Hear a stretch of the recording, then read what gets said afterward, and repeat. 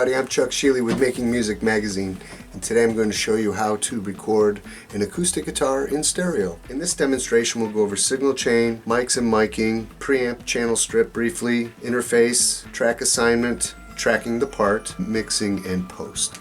So what is a signal chain? Very basically, the signal chain begins with the instrument. The instrument plays a sound. That sound is something we refer to as a signal. So when the sound or signal, in this case, travels to the microphone will interpret that sound or signal, send it through a wire on the way to an interface. You have an interface that connects to your computer. The job of the interface is to take the analog signal created by your instrument in real life and then digitize it so that it can be expressed in digital form on a computer. So you basically physical waves turn into ones and zeros as it goes this way through the analog to digital process through your interface.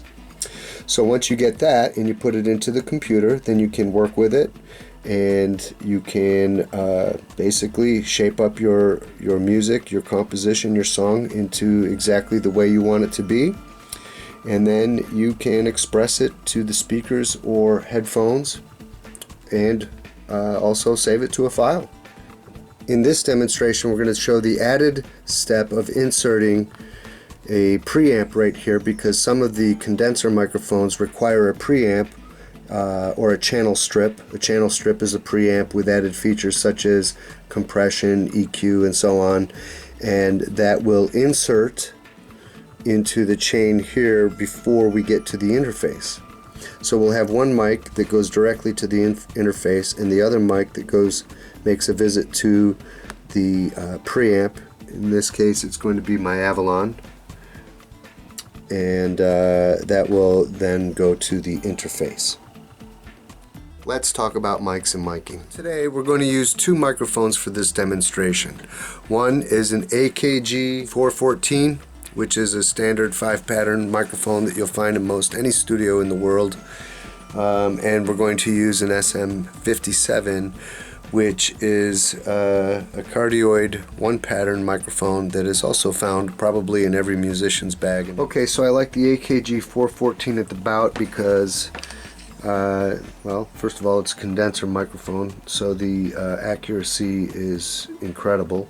It has this 5-pattern switch down here, so I can go from figure 8, cardioid, super cardioid, surround, and a wider cardioid. On the back side I can also filter very easily unwanted frequencies and so on. I'm selecting cardioid. Then there is the SM57, a tried and true standard, which I put at the neck. Very simple cardioid microphone, very good at what it does. Okay, so in this two microphone technique, you can see that I have the 57 here and the 414 condenser right there. And the way I like to do this is I figure 15 to 18 inches. You get the diaphragm in there, you can see a little circle in there. You get that to just point right at the center of your lower bout, halfway between the pin and the bridge. Get it to point right there, 15 to 18 inches apart. And then with the 57, I point that as close as I can get to the 12th fret without interfering when I'm going to play up here. I don't want it to interfere with what I'm doing. I don't want to have to think about it or be distracted whatsoever. The cool thing about this situation is that it offers a stereo mix. So you can pan one of these microphones to the left, pan one of them to the right if you wish, or you can sum them to become one signal, exploiting the best of each as when you get into a post situation mixing the sound. So another consideration to think about when miking instruments is you should be aware of the front of the mic equally to what is happening behind the microphone. So microphones are like ears, right? So they listen to what's happening and they interpret it and send it to the mixing situation. In this case, the cardioid mic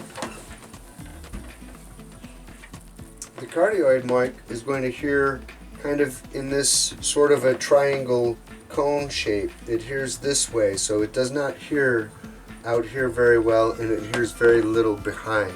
So if there's something that's producing a noise from that direction, I aim the back of my mic to the weakest, noisiest situation in any room, if there is any noise in that room.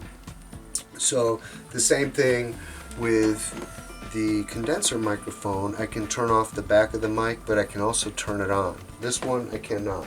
You just use it that way, and that's part of why it's designed that way. This one, if the room is super quiet, you can turn on the back of the mic and hear the way the guitar bounces off the wall or incorporates your environment, because every silent space has a different kind of silence, just like there's different kinds of white and there's different kinds of black. There are different kinds of silence as well. Now that we've got our microphones positioned, I'm going to send them over to the board so that we can bring them up on the screen and start to work with them and their signals as they come into the software. What's a preamp or channel strip? So the primary job of a channel strip preamp, the preamp basically takes the signal from the microphone and amplifies it further, warms it up, and we can do things to warm it up and so on.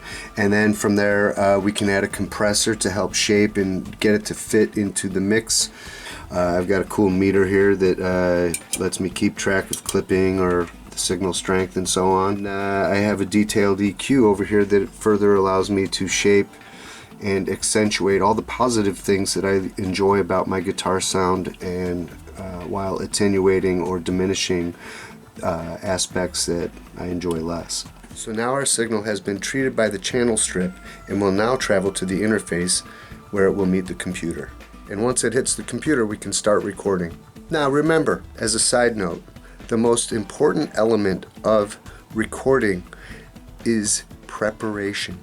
Remember to tune, tune, tune, tune, tune, tune, tune, tune. Why? Because we care. It's your music, so be prepared. Let's talk about your interface. Okay, so here's my digital interface. It's a Presonus, old school digital. You can see here that it has master volume, headphone volume, Q volume, Class A preamplifiers right here. Each one of these are dedicated to these particular channel inputs here. So it goes 1, 2, 3, 4, 5, 6, 7, 8. Today we are using 3 and 5. 3 is representing the signal coming from the bout through the 414, and channel 5 is representing the neck, which is coming through the SM57. Most microphone preamps and interfaces will have phantom power. Assigning your tracks so that you can work with them. Okay, I pull up a couple tracks and I name them. So you can see I have a track named for the bout, that's the 414, the condenser mic, and then I've got the 57 up there in the neck, that way I can easily see. Over here I make my track assignments, volume assignments and pan assignments. So if I pan them this way, I can have a stereo mix. If I put both of them in the center, I'll just basically sum both of these into a mono mix. See? I can also start the session in a timeline view where we'll start here and travel through time this way. Let's track the part.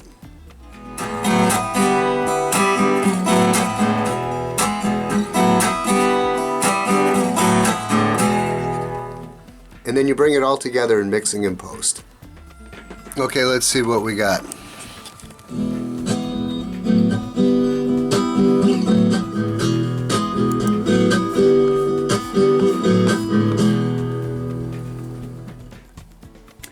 Now that looks good right there. That's what I want to see. And your signals should look about like that. You've got some headroom in there. Once you get your session rolling, there's a number of things you can do. You will need to adjust latency. You can add new tracks and create new parts. Most recording softwares come with a variety of standard effects. You can monitor the volumes of all your tracks. You can turn them on and off. You can pan them. When saving your track, you can control certain aspects such as the resolution of the track, whether it's mono or stereo, normalization, and other things. Okay, so that's one of many ways you can handle miking and recording an acoustic guitar, but that is pretty much a very basic and standard way of getting that job done. Do you know a thing or two about this sort of thing? Send it in, let us know, write us. We'd love to hear from you. Thanks for hanging out with me. Once again, I'm Chuck Schiele with MakingMusicMag.com. Have a great day and keep playing.